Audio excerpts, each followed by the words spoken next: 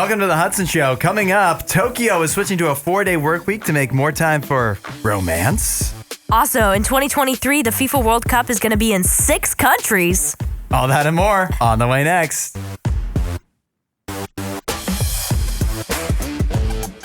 Now, an update. We've got a follow-up on a story that goes back to October 30th when Peanut the Squirrel made headlines after he was confiscated from a man's house in New York. He said it was like they basically raided his house like he was selling drugs or something like that. Yeah. But in truth, all he had was a few odd pets, such as a male eastern gray squirrel. Honestly, in the world of odd pets, not even that odd. Yeah. But Peanut was taken from him, Peanut the Squirrel, along with other pets. And now, fast forward to today, where he is suing the state of New York for, in his words, executing Peanut the Squirrel.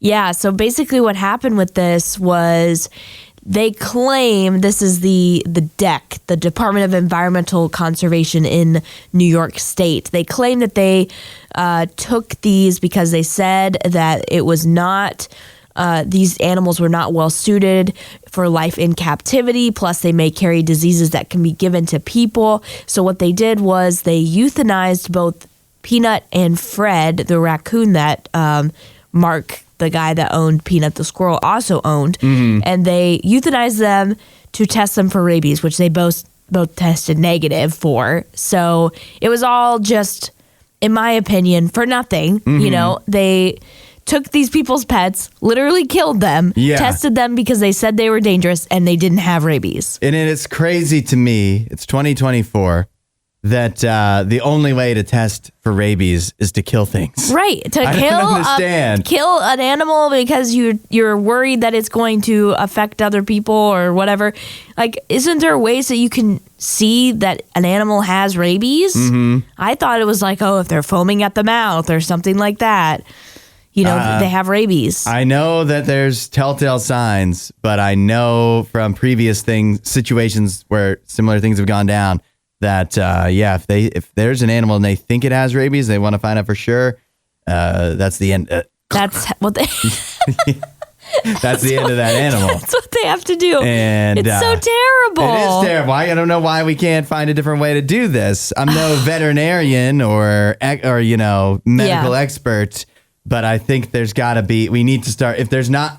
Evidently, there's not another way. We need to figure it out. We need to work on it so that animals aren't losing their lives over nothing. And this whole situation is crazy because who just knew that the New York State Department of Environmental Conservation had so much power that they could go around marching into people's houses? That's what I'm saying. But also, if you're from New York State, you have to be absolutely livid about this because you're like, my tax dollars went to this? Yeah. Like 6 agents showed up at this guy's house to take a squirrel. Come on. Yeah. What are you doing? Like, that's a total waste of money. Waste of tax dollars. So, yeah, it's just overall a very odd story, you know? And you go back to the only reason that they were like, this guy could have kept on having these pets. He has a whole farm of animals that have been, like sanctuary. But somebody, the speculation is that he'd been reported because these are, popular on social media. Somebody online decided to go reporting him and it actually led to something. Right. And so now, if you're the person that reported Mark, the owner of Peanut, are you proud of yourself now? Now the Peanut and Fred the raccoon are gone. Yeah, their blood is on your hands. Yes, as well as it's on the New York State Department of Environmental Conservation. They should be sued. I hope that they are held accountable for this because this is absolutely ridiculous. Not only in the sense of the waste of tax dollars, but also why would you take this seriously if someone was calling in about this? It's just sad. Yeah. Now Peanut is no more.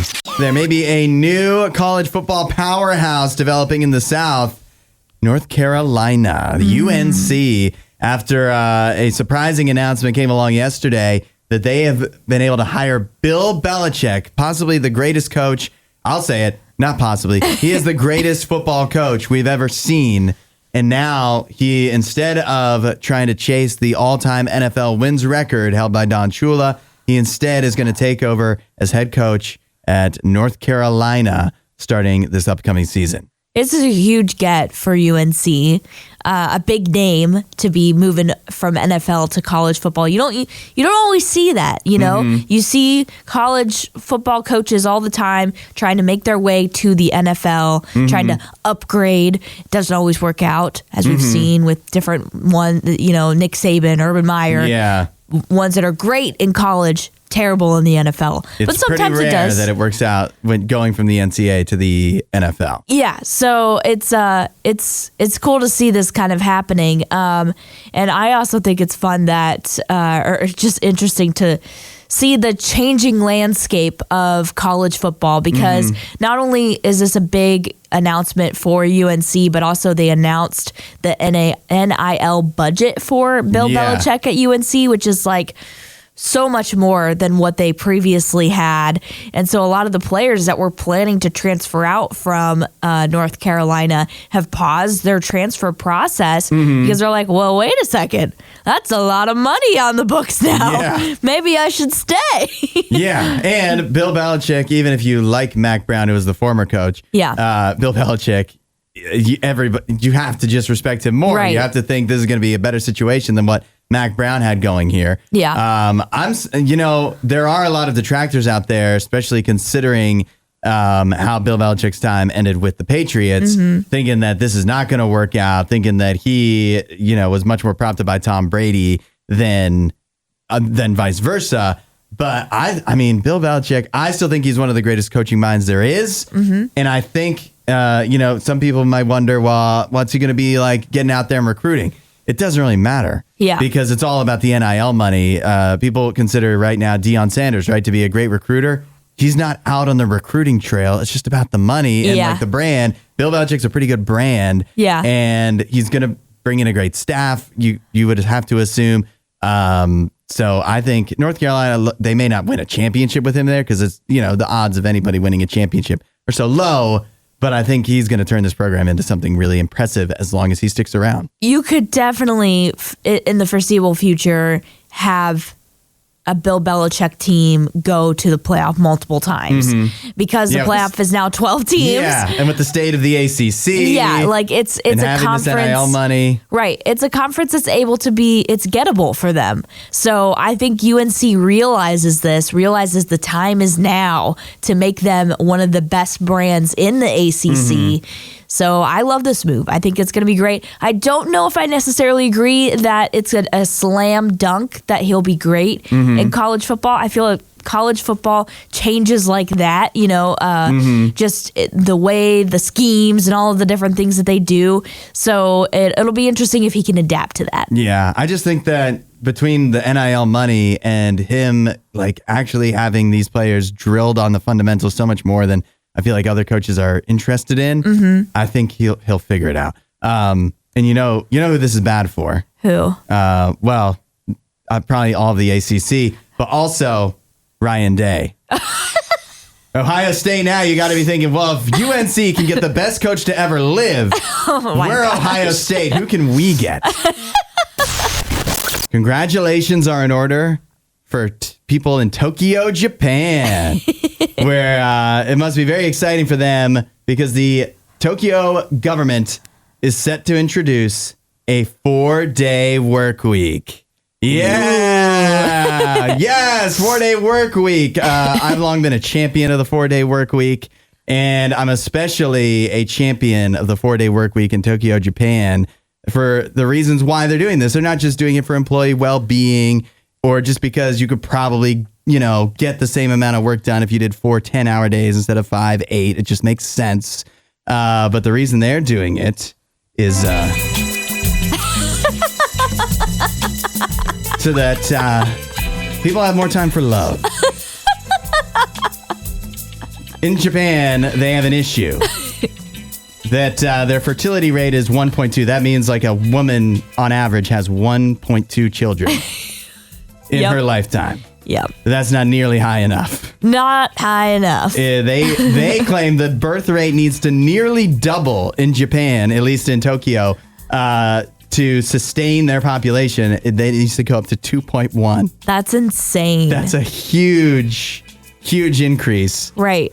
Meanwhile, here in the United States, you know what? We're not far off. 1.66. You know what that means? What? We need a 4-day work week. Apparently in Japan, here in the United States, we've had a lot of pushback against the work culture. Yeah. I'll turn this off now.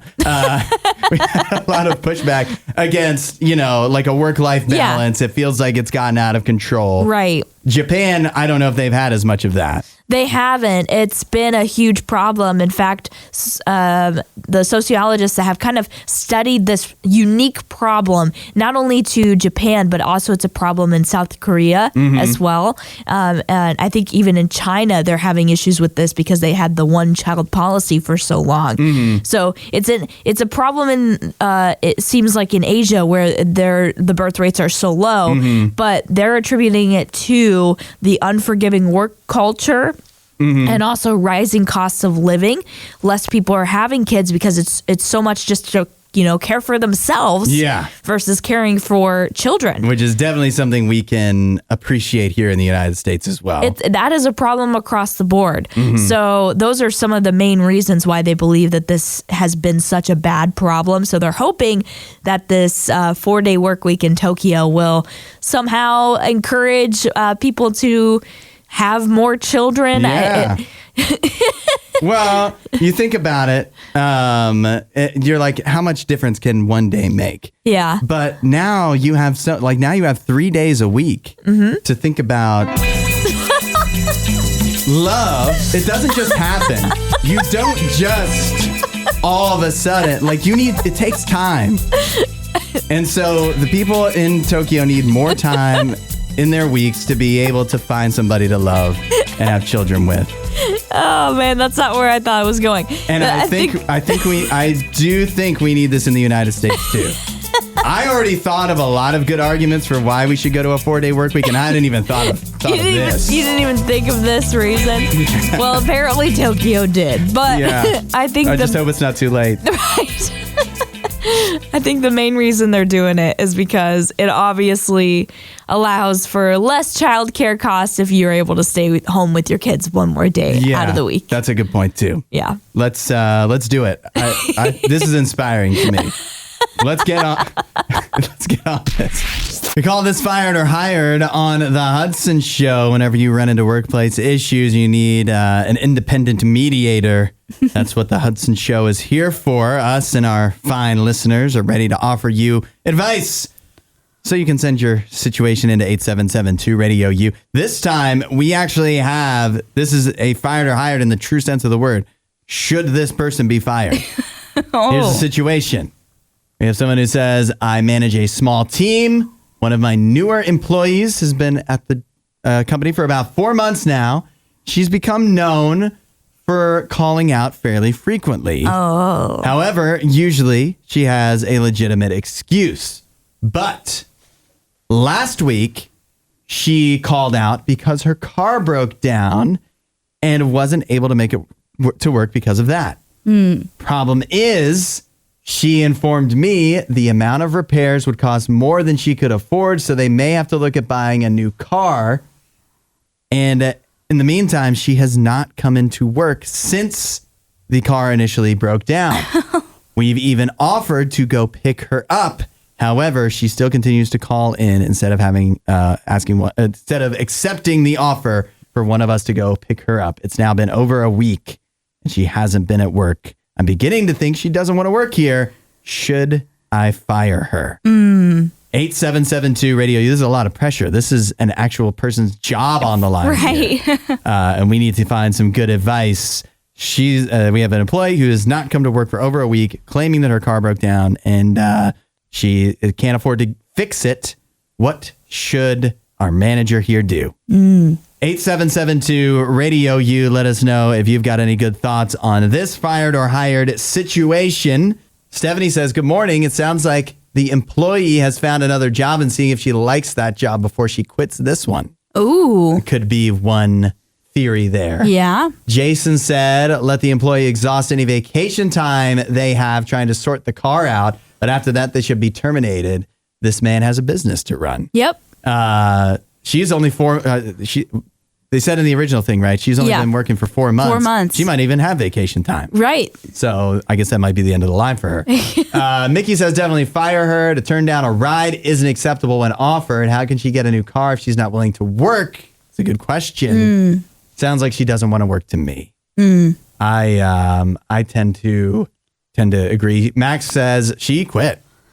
She quit her position. She needs to quit. Eric says you have to talk to her and ask why she hasn't taken up the offer to get a ride. I am curious about that. We don't have a lot of details from this person. Was that just like a text, then she never responded, or like what? He said it would be good to explain that it's not acceptable to be calling out so frequently, especially for this reason, and ask what her plan is to remedy the issue to avoid missing further work or risk being let go. Allie, where do you stand on this? Yeah, so it's tough to read this and be like on the side of the employee that keeps missing work. Like the manager said, it does seem like she's missing for valid reasons at some points where it's like, okay, car breaking down, yep, that's out of your control. Something with your kids, often out of control, like if they're sick or something and you need to stay home with them. So that all makes sense. But to be out for over a week, to turn down any offer for a solution, it does seem a little bit like she just doesn't want to have this job and doesn't want to work there. I get it at first. The first couple days, you can think, well, you don't have a car. It's stressful. You're trying to sort everything out. You're trying to get to the mechanic. Maybe you're trying to look for a new car, and like all that stuff takes up time. Right. And you can understand why you miss a few days, but she hasn't really, sounds like, clearly communicated at all what her plan is going forward. Nope. And explained why she hasn't been, like, why she's not taking the rides or anything. And so it's been long enough. I don't know where the line is, maybe like 4 days. Yeah. Where it goes from like, okay, your car broke down, you got to sort that out, to you got to show up at some point. Right. Or at least let me know what's going on. Tell us what the plan is, to get this fixed in the future. I'm not a actual manager or in HR or anything, so I don't know all all the things you have to do going forward to actually make this, a clean firing. But it sounds like she should not be working there anymore. Yeah. So fired. It's been about 2 weeks now since Michigan defeated Ohio State in the game. But it seems that some Ohio State fans aren't done being sore losers about it. A representative in the state of Ohio, Josh Williams, introduced a bill for Ohio known as the OHIO Sportsmanship Act. If passed, the law would prohibit planting a flagpole and flag in the center of the Ohio Stadium football field on the day of a college football game. And those who violate the law would be guilty of a 5th-degree felony. He wants to make it a felony to plant a flag at Ohio Stadium. I fully support this bill. Oh, my gosh. Fully support. This is ridiculous. You know what should be a felony?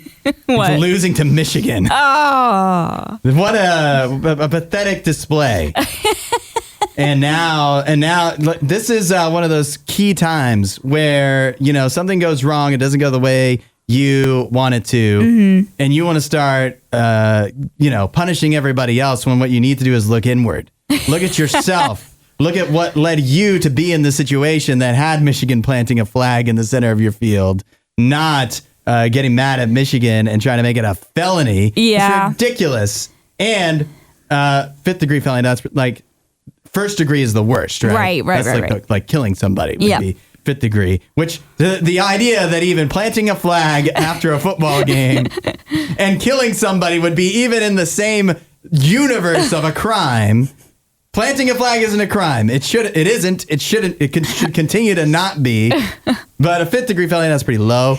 Think about how much respect you'd have to put on a Michigan player, though, who defeats Ohio State, plants the flag, and then his mugshot, and he gets to tell like his kids one day, what's this I did it. Mugshot? Why'd you go to jail? Because I beat Ohio State and then planted a flag in their field. Not worth it to put a felony on your record, by the way. But I will say this is very much like, the whole the stages of grief. Yeah. This is the denial stage. Yeah, it is. This is 100%. This guy is still on the denial stage of this unfortunate loss by Ohio State. Buddy, I'm right there with you. I get it. I'm speaking to Josh Williams right now. I get it. I feel your pain, but we got to move on. Yeah, you do. You have to move. You still have playoff games. At least a playoff game. At least one. We don't know about games. We don't know about games. And this is a challenge to Tennessee, too. Like, you better plant a flag while there's still a chance to plant a flag before you have to go to jail for it. First of all, I will say no one has ever actually successfully planted a flag at the center of Ohio Stadium because it's turf. It's not going to be planted, at least in the days of turf. I don't know if this ever happened or took place before it was turf on the field. But yeah, that's never actually successfully happened. People have attempted it, but it does not ever actually stand. I think I said right after the game, I still love the Baker Mayfield one where he throws the Oklahoma flag into the blocko and it just goes boop and falls right over. I think what needs to be done is they need to come up with better bottoms for the flags. Some type of spear or javelin to get it in there. Exactly. Not anything dangerous, because then that would be we don't want that. Yeah. But just something that is able to penetrate the turf. I think somebody could figure that out. I think they need to try and discourage it from happening, not to make it easier. I just do not like. You're right.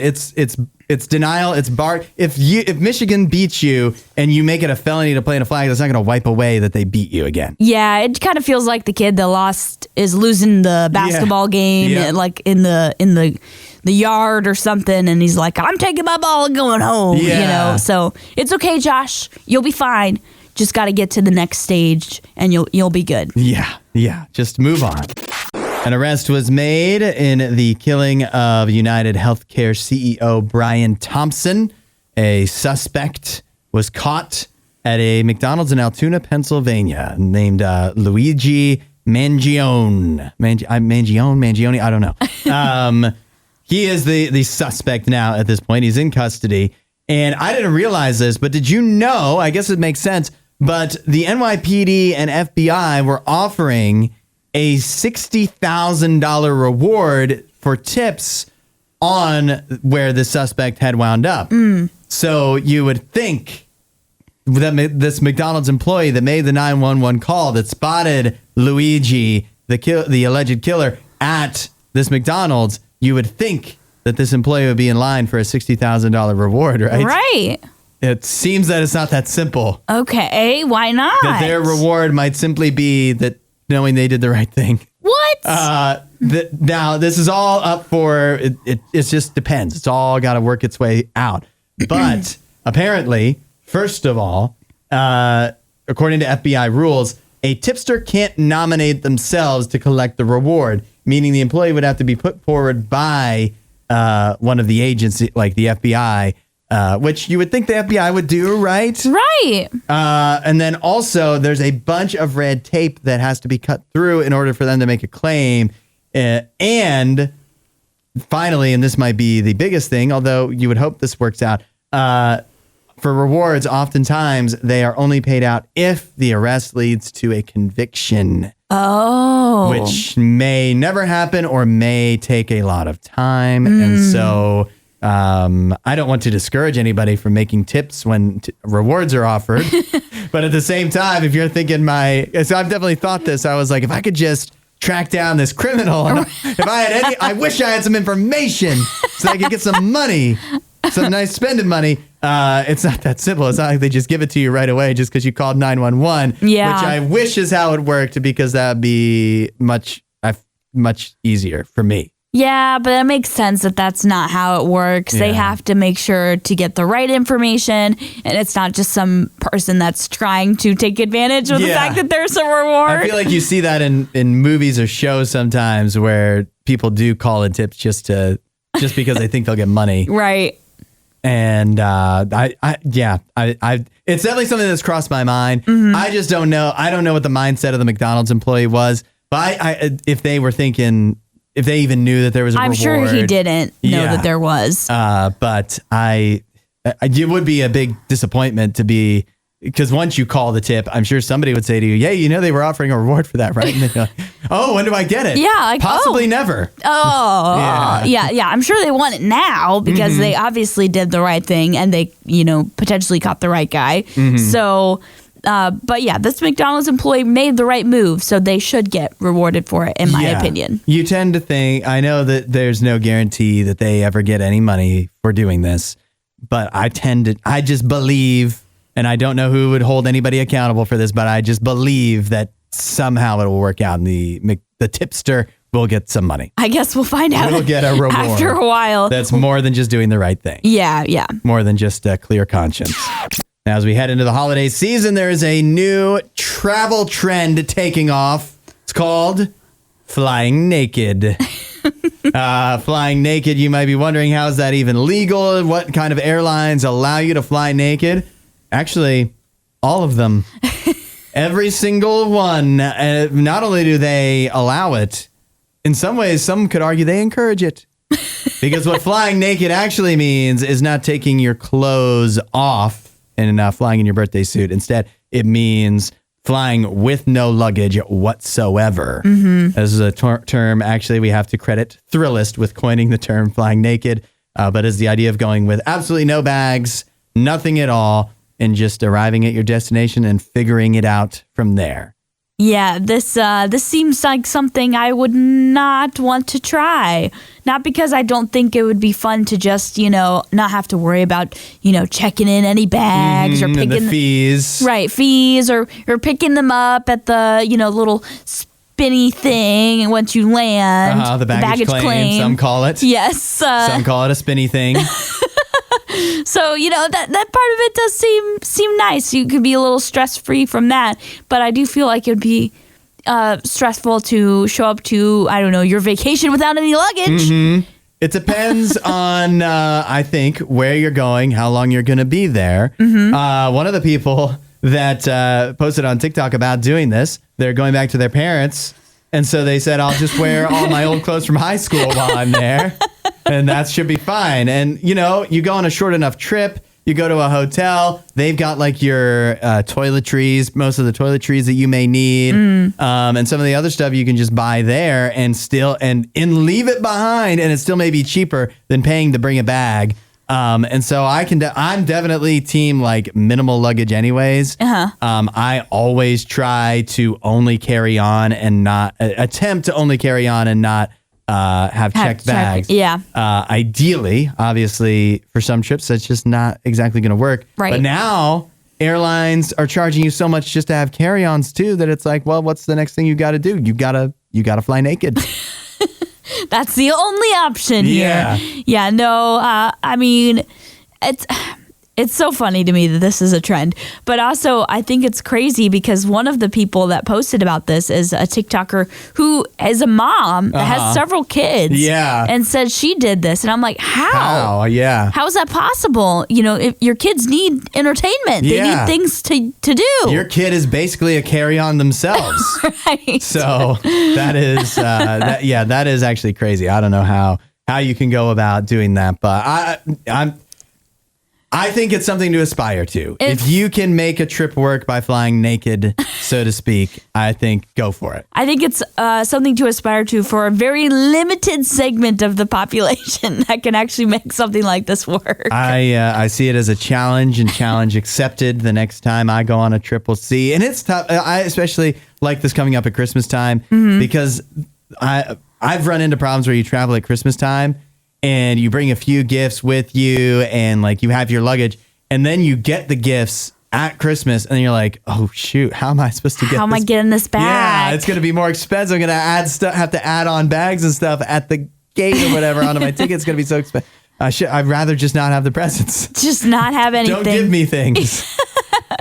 So I guess this is the new, because, the trend we saw earlier in the year was what? Raw dogging it? Yeah. Where you go on a plane without any entertainment and don't use your phone, don't watch anything, don't read anything.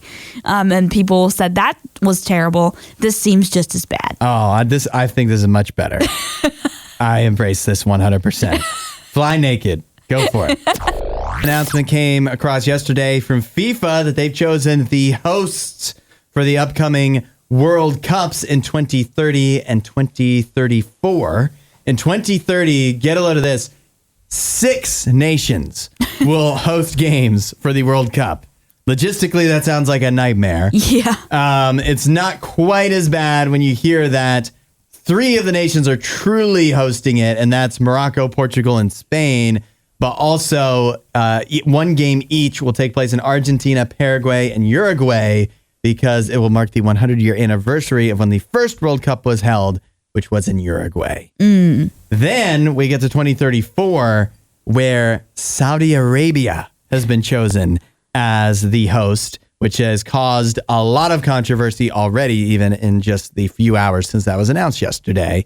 Not only because of human rights issues and things of that nature, but also because much like with when Qatar hosted, is it Qatar? I still don't know. Yeah, they hosted the entire World Cup. I still don't know how to pronounce it. Qatar, people say it differently. They hosted, when they hosted the World Cup, it was in December, right? Yes. They had to move it to the winter months because the temperatures in the summer when it's normally held would just be too hot. And it was still extremely hot. It was still very hot. In Saudi Arabia, they're expected to have the same similar issue, so they may move it to December, except that Ramadan occurs in December, so they might have to push it all the way to January of the following, so that it really be the 2035 World Cup. Can I just say, I am so tired of the sports world bending their back. I don't even know what I'm trying to say, but just doing everything to get the money from Saudi Arabia, because Saudi Arabia just has so much money. They're just willing to give it all out to all these sports things. But I'm a little tired of it right now. People are upset with FIFA for sure for announcing this. However, in a way, look, I don't know a lot about soccer. I do know enough to know that FIFA is known for being very corrupt. They are not necessarily being a great organization. However, there was no other bids eligible to host the 2034 World Cup. Their choices were Saudi Arabia, and that was their choice. That was all they could do, because now it was because of some might consider stupid rules, because Europe was hosting, Europe, Africa, and South America. Those continents are hosting the previous World Cup 2030, so they're ineligible. Any country in those continents is ineligible. Stupid. And all of North America is ineligible because of the next World Cup coming up in 2026. So that leaves Australia and Asia, basically. And Australia and Indonesia had a joint bid that they decided to cancel, and so that only left Saudi Arabia. Yeah, that's really, really annoying that this is how it's all working out now. They need to change that rule, because if they're going to continue to do these multiple country bids, right, then they can't keep that rule. You're going to run out of continents. You're going to run out of continents. There's not that many. The one in 2030 covers 3 continents. Mm-hmm. So that. That's literally half. That's half of your options. But yeah, I'm a little annoyed by it, especially because, I thought it was cool when we were announced in 2026 that the U.S. was going to be hosting the World Cup, and it's and Mexico and Canada too. And it's come on, isn't the U.S. big enough to host it? Yeah, you would think, but Canada definitely probably couldn't. Yeah, really. Just by themselves. And I know that this is oftentimes brought up for the Olympics, that the money it costs to be able to be able to equip yourselves to host one of these events, it actually doesn't always pay off. And so it's why do countries do this? It actually never really does. Might be helpful. Splitting it up could be helpful in that regard. I feel like that is true, where you're not requiring one country to have to build, 20 stadiums or something like that. Except in 2034 when Saudi Arabia has to build 14. Does need to build at least 12 more. I think it says 14. They right now have 2. Oh. They have 2. They need to have a total of 14. Oh, okay. They got a long way to go either way. Yeah. Fortunately, they have 10 years to get that all done. Let's take a little trip, shall we?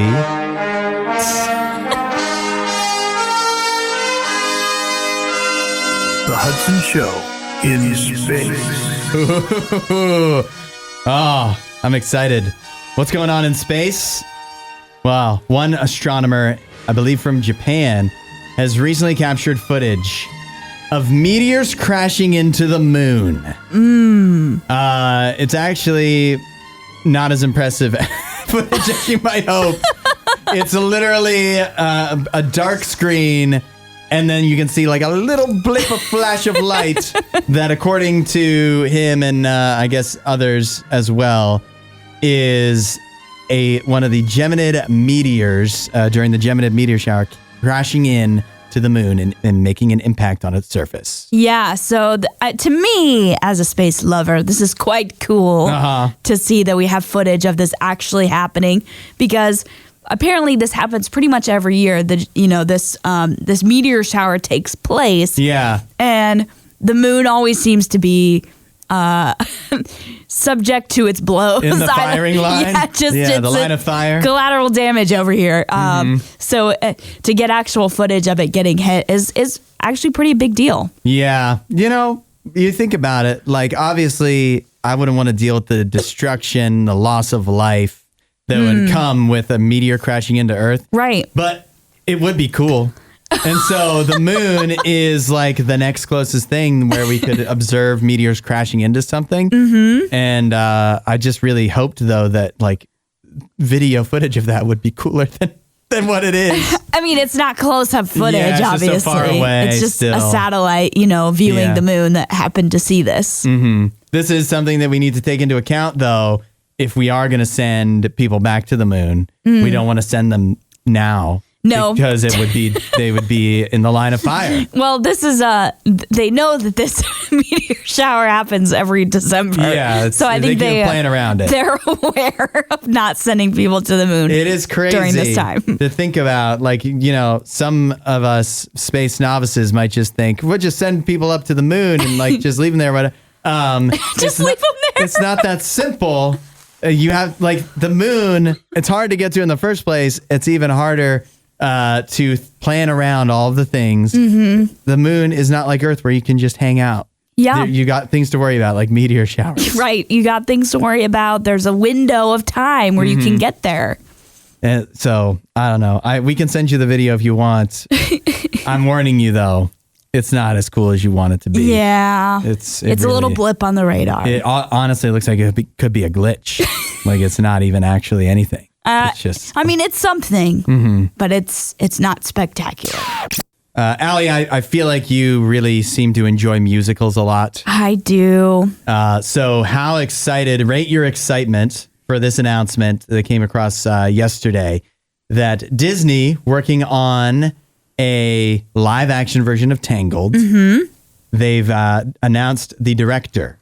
It will be Michael Gracie, who directed The Greatest Showman. Ooh, I'm definitely excited. Tangled is one of my favorites of the newer Disney films. It's not even that new. It came out probably, like 2010, but it feels newer compared to when you're talking about The Little Mermaid or something like that. It's a modern Disney modern movie. Animated film. Yeah. But I do love it. The songs in it are so good. Mandy Moore and Zachary Levi did an amazing job with those characters, with Rapunzel and Flynn Rider. Yeah. So I'm excited to see it, but I am nervous that it can't obviously live up to the animated version. Yeah, I feel like I won't like the live one, no matter what they do. I won't like it as much as the cartoon, because I'm not mature enough to handle live action things.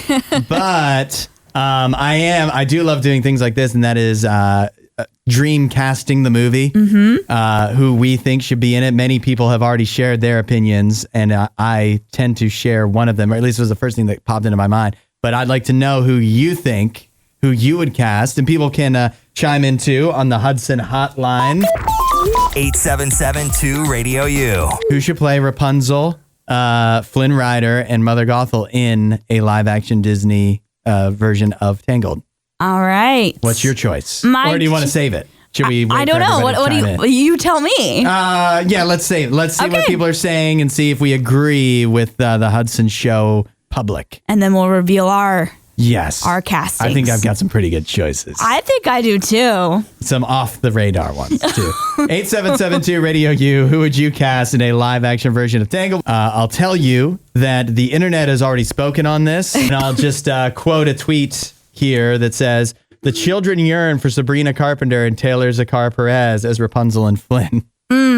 That Sabrina Carpenter was the first name that jumped to my mind for Rapunzel. Okay. Obviously now known for her music, but also spent a lot of time on the Disney Channel as well. So she knows how to act a bit and obviously can sing. So she would be a good choice. I don't know who Taylor Zakar Perez is. I think I've heard of him. I don't even know if I'm from saying his name right. Yeah, I don't know. I think I've heard of him from something. He definitely has the Flynn Rider look. Yeah, I'm seeing that. But I have no idea if he can actually sing. You know, he's supposed to be able to sing, guys. Yeah, right. Andrea has a great idea. Marissa Tomei for Mother Gothel. Yes. Interesting. I'm very pro Marissa Tomei in anything. I do love her. And Joe says Susan Sarandon. People really have opinions on who should be Mother Gothel. That is easy. The other one's not as much. Yeah. What are you? I have 3 names in mind. Yep. But I want to know what yours are. So I'll start with Mother Gothel and work my way up to Rapunzel because I feel like obviously Rapunzel's the main character. So Mother Gothel, I feel like everyone should get behind this. Minnie Driver.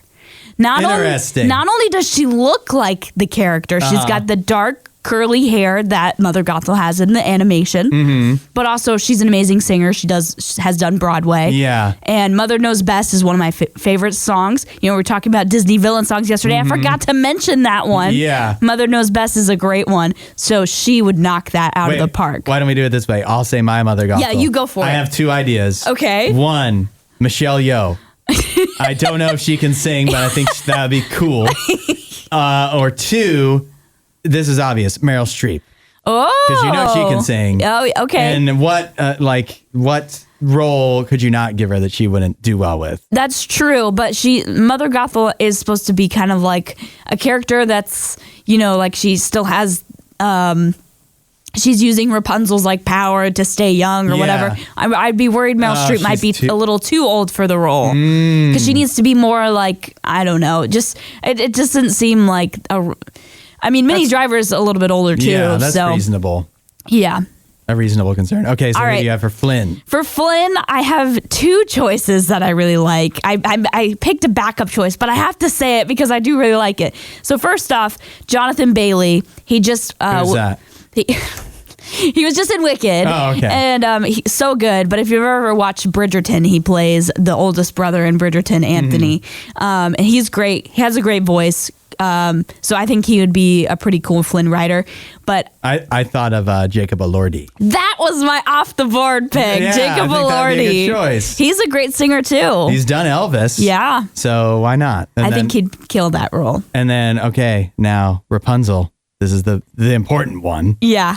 Okay, you go first. I'm nervous that we have the same pick. Well, like I said, I tended to think Sabrina Carpenter at first was the first name that jumped to mind, but for the sake of being different than the public, I will say, and I'm concerned she might be a little too old because Rapunzel's supposed to be a teenager, right? Yeah. But I thought Anya Taylor-Joy. Oh, I actually love that. What could she not do? And she does have a Disney princess look. She does. Those massive eyes. She's got the big doe eyes, and Rapunzel's one of those characters that definitely has that. And she can sing. She can sing. I was worried that my choice was also a little too old, so I did pick 2.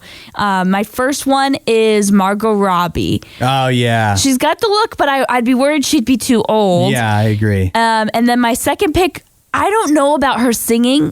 They say she can sing, but I don't think she's actually sung in any projects before. It's Sydney Sweeney. Oh, yeah. Yeah. Yeah, that's a good choice. Yeah, but I don't know if she can sing. Yeah, I don't know. I can't think of anything. Wow. You know what's fun is these are the types of meetings that Disney gets to have now. Right. They get to pick and choose all of these people. It'd be so fun to be involved in that. And I'm so excited having this conversation, and I don't even think I'll like the live action Tangled. So. Thanks for listening to The Hudson Show. Please don't forget to rate and review the podcast.